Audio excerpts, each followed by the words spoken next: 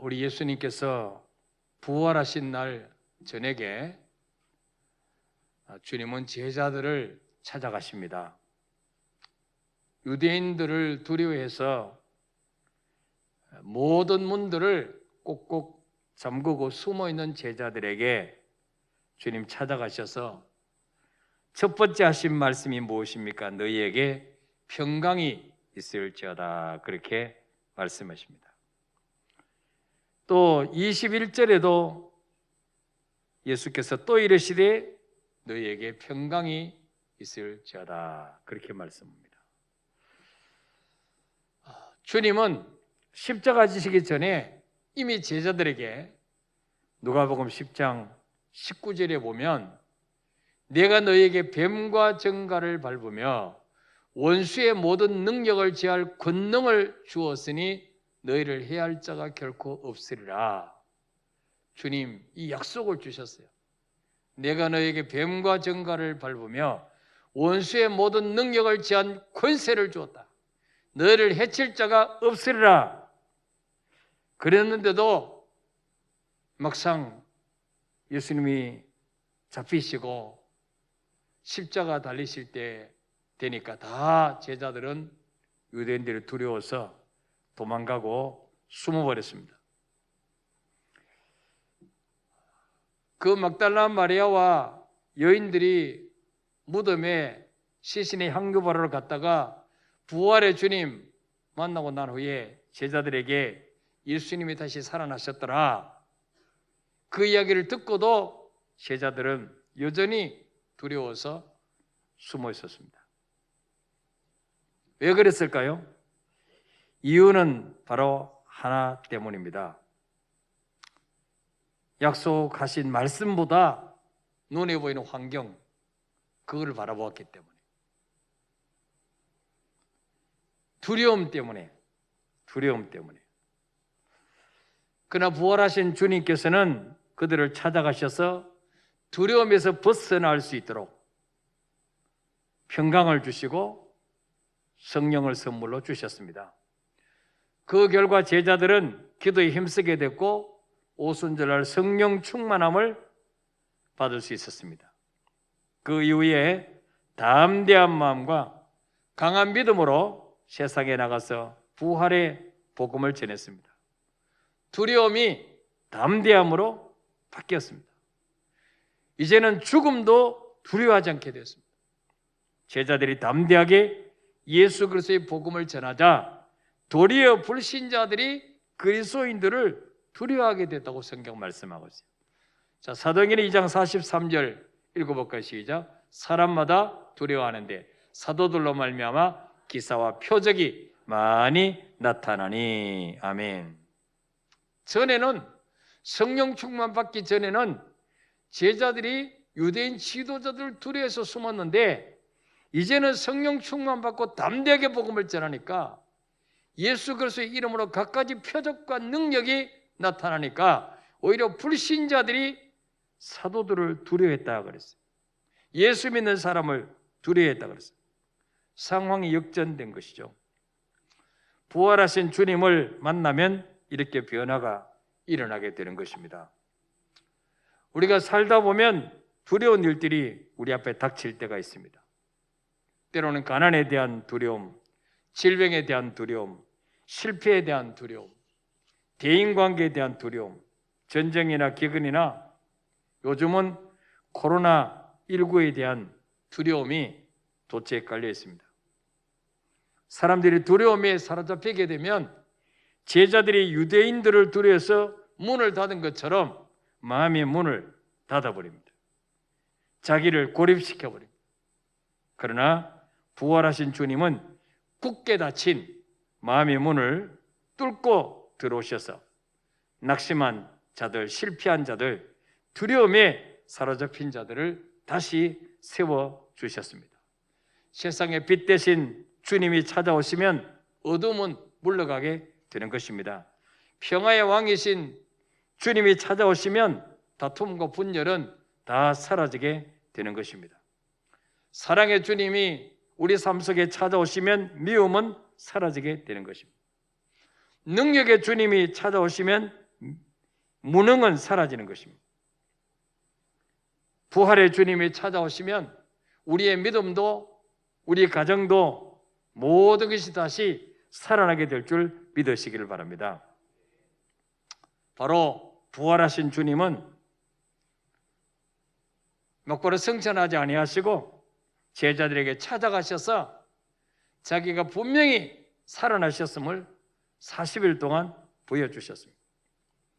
주님 이 땅에 계실 때 38년 된 병자, 그 누구도 물이 동할 때 자기를 넣어줄 사람이 없어서 절망 가운데 빠져있던 그 38년 된 병자에게 찾아오셔서 그를 고쳐주셨습니다. 군대 귀신 들린 자를 찾아가셔서 그를 온전케 해주셨고, 풍랑에는 바다 위를 주님 걸어오셔서 풍랑을 잔잔케 해주셨습니다. 회당장 야로의 죽은 딸을 찾아가셔서 살려주셨습니다. 예수님께서는 세상에 있는 자기 사람들을 끝까지 사랑하셨다 그랬습니다. 그 자기 사람들 속에는 저와 여러분도 있습니다.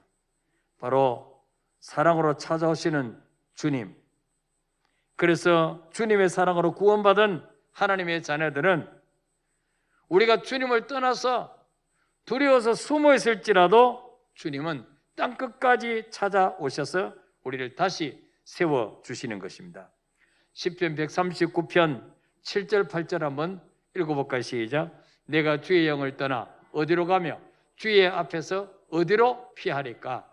내가 하늘에 올라갈지라도 거기 계시며 수월에 내 자리를 펼지라도 거기 계시나이다. 아멘.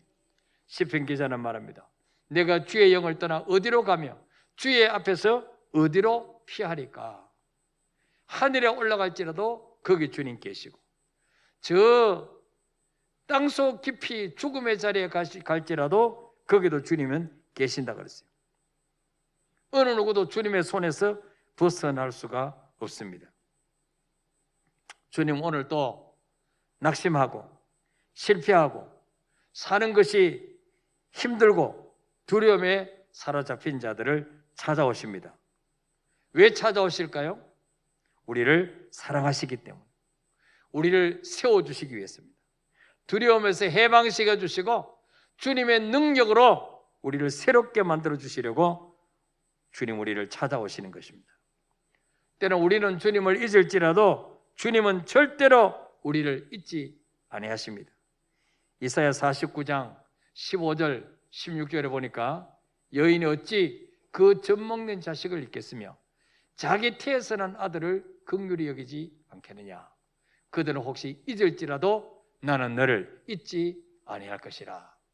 내가 너를 내 손바닥에 새겼고 너의 성벽이 항상 내 앞에 있나니 그랬습니다. 우리는 분주한 인생살이 살다 보면 하나님을 잊어버리고 살아갈 때가 많이 있어요. 이리저리 삶에 치이고 힘들게 살다 보면 순간순간 주님을 잊어버리고 살 때도 있지만, 그러나 우리 주님은 마치 여인이 젖먹는 자식을 잊지 않는 것처럼 그들은 혹시 잊을지라도 나는 너를 잊지 아니할 것이라. 우리 주님은 우리를 잊어버리지 않으시려고 손바닥에다가 새겨놨다 그랬어요. 우리 주님 손바닥이 얼마나 큰지 우리 여러분 이름이 다 거기 새겨져 있어요. 얼마나 감사해요. 왜 손바닥에 새길까요? 잊어버릴 때마다 쳐다보면 금방 나타나니까. 우리 학교 다닐 때 큰애가 또 손바닥에 새잖아요. 어르신들 버스 번호 손바닥에 적어가지고 잊어버릴까 싶어서.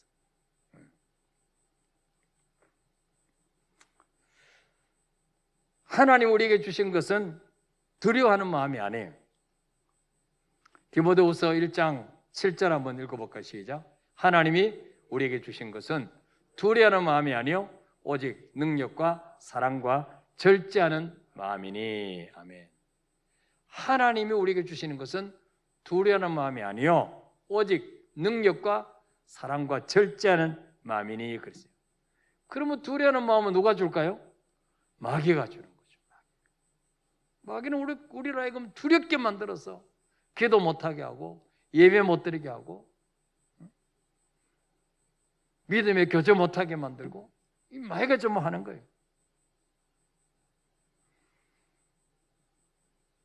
그러나 하나님은 우리에게 능력 주시기를 원하시고 사랑 주시기를 원하시고 절제하는 마음을 주신다, 그렇게 말씀하고 있습니다. 여러분, 어두운 밤길을 갈 때에 우리 여성분들은 강아지 한 마리만 데리고 가도 얼마나 든든합니까? 무섭지 않습니다. 하물며 전능하신 하나님이, 부활의 주님이 나와 함께 하신다면 두려움은 사라지게 되고 평화와 기쁨이 찾아올 줄 믿으시기를 바랍니다. 참 감사한 것은 우리 지난 주간에 우리 교회에서 확진자가 한 명 났는데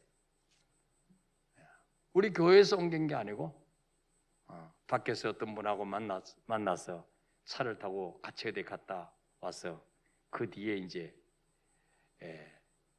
양성 반응이 나오는데 전혀 증상이 없어요. 지금도 전혀 열이 난다거나 전혀 증상이 없어요. 그것도 새벽에 이렇게 새벽에 오신 분들만 우리 보건소에서 이제 검사를 받으라고 그래가지고 다 받았는데 한 명도 양성이었고 다 음성 판정이었어요. 그러니까 여러분, 교회 와서는 절대로 코로나 걸릴 수가 없어요. 마스크만 제대로 끼면, 마스크 벗고 밥 먹다가 걸리는 것이고 서로 마주보고 이야기하다 걸리는 거지 전부 앞으로만 쳐다보고 있는데 어떻게 걸리겠습니까? 목사들이 이렇게 멀린데도 마스크 끼고 하는데 어떻게 걸리겠어요? 절대로 안 걸립니다. 근데 마귀는 자꾸 두려움을 줘가지고 확진자 한 명 났다 그러니까 아이고 이거 무서워서 교회 가겠냐? 그러면 슈퍼도 가지 말아야지. 아무 데도 가지 말고 집 안에 들어앉아 있어야죠. 직장도 가지 말고. 제일 안전한 것이 교회입니다. 제일 안전한 것이.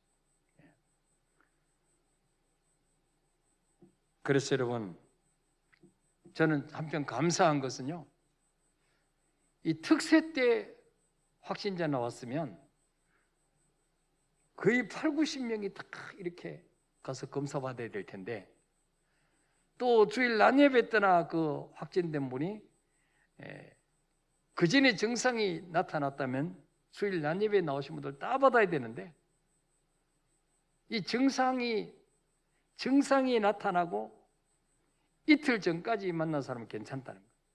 증상 나타나기 이틀 전까지. 근데 그분이 잠깐 이렇게 몸살기가 있은 것이 수요일날 오후부터 있었기 때문에 주일날은 교회에 나와도 괜찮다는 거예요. 보건소에서. 그 얼마나 감사해요.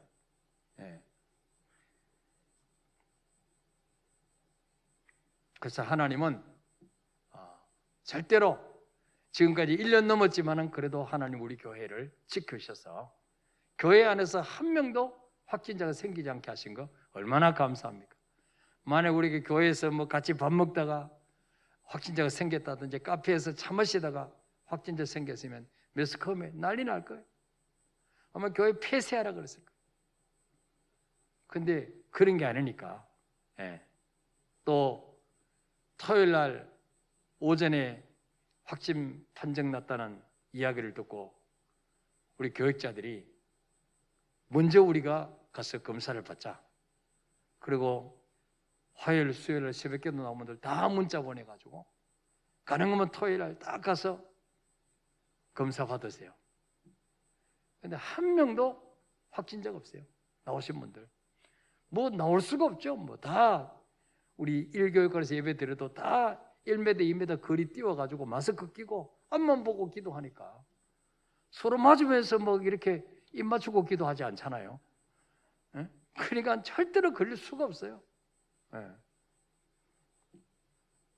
근데 이 마귀가 우리에게 두려움을 가져가지고 아이고 확진자 생겼다 하더라. 이 교회 가면 걸릴라? 나는 매일 교회 왔는데 안 걸립니다. 좀 더 걱정하지 마시고, 이거는 마귀가 우리에게 두려움을 갖다 주는 거예요. 오늘 마귀가 주는 두려움 다 꺾어버리시고 주님 주시는 평안으로 충만케 되시기를 바랍니다. 이 송충이는요 솔잎을 먹고 살아야 돼요. 물고기는 물에서 살 때 행복해요. 코로나 있다고 하나님 떠나 살고 예배 안 드리면 더 영적으로 목말라요. 마음에 기쁨이 없어요. 평안이 없어요. 그래서 우리는 죽더라도 예배 드리다 죽어야 돼요. 근데 절대로 죽고자 하는 자는 살고 살고자 하는 자는 죽느니라고 그랬어요.